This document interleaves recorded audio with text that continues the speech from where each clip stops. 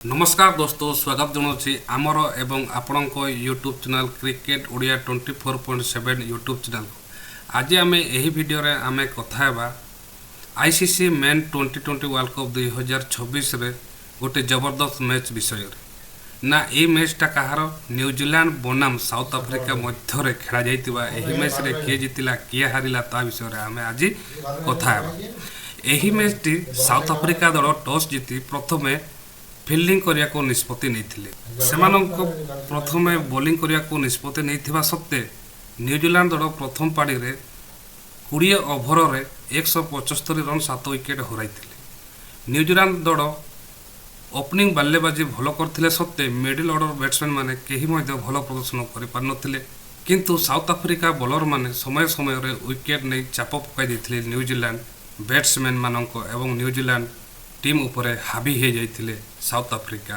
Player माने, किंतु निर्धारित 20 ओभर रे न्यूजीलैंड दल 175 रन 7 विकेट विनिमय रे संग्रह करथिला। साउथ अफ्रीका को चेस करबा को 176 रन को धार्य करा जाइथिला।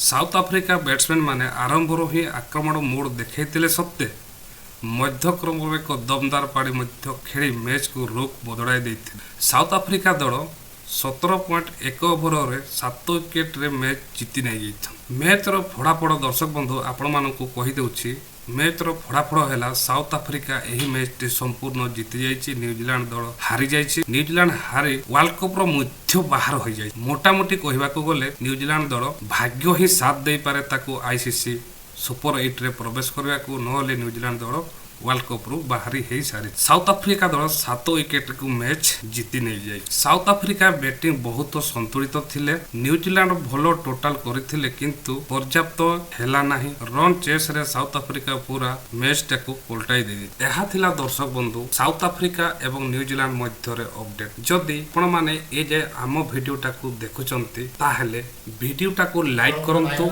एवं चैनल टाको सब्सक्राइब करंतु एवं बेल आइकन को दबाई गुटे कमेंट जमारो भूलिबेनी। धन्यवाद।